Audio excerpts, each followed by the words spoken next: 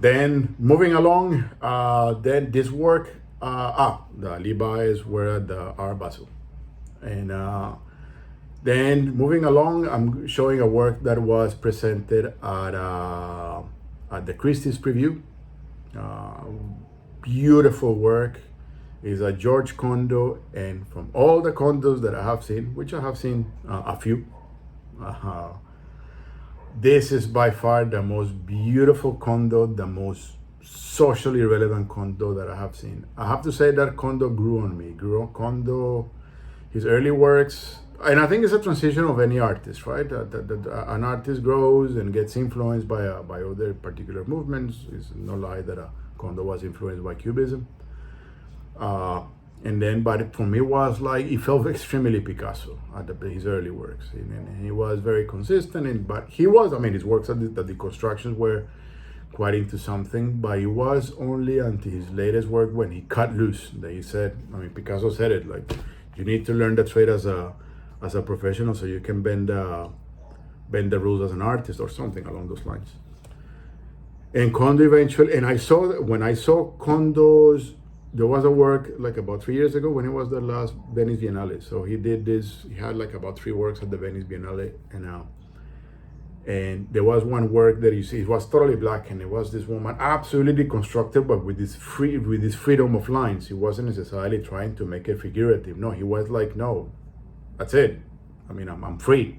I'm going to break through. And this work in itself is a continuation of that process. It's a total breakthrough. And what I like about this work is the social criticism. Yeah, is the main gaze and the Me Too, and so what you can see, and he's using those elements, that freedom of cubism that he has on his works to present as some sort of like a social tension. So you can see.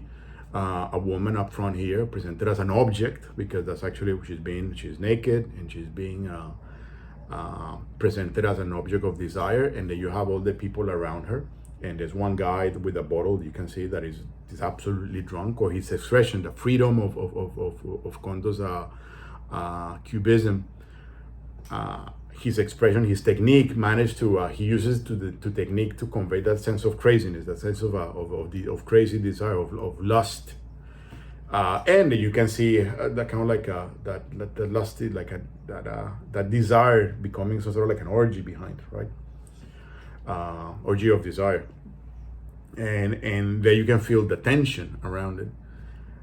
When I saw that work, I was absolutely mind blown, because there were 2 condos. There was one condo that was the portrait, and it was nice, beautiful, colorful. It looked like a little parrot. It was quite nice, but it was just a technical condo, right? It was just his beautiful technique with colors and so on, right? It wasn't necessarily anything special. It was very beautiful. Don't get me wrong, but I do like works that are that have substance, and this work has all the substance that you want to. That you want to find, and especially when an artist knows that he has this particular talent, which is the freedom of cubism, and he's using that freedom, that expression, to represent that madness. That for me is like true genius, right? When an artist is so self-aware to say, like, I'm good at this, so I present this. And this is the same topic that I was commenting about Laozi. It goes along the same lines, that these artists that are so aware about the techniques that they cut loose and they forget about the world. I say, like, look, I have this talent and I want to use it to represent a social or criticize a social construct.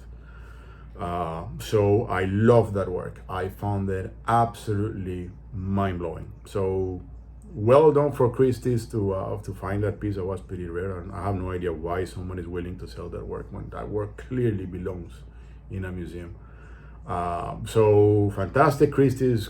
I want to say thanks to Christie's for letting me see this work and discuss it with you, because I discussed it with Christie's staff, and we had this discussion that I'm having with you. I had it with Christie's, and yeah, it was very, very enriching.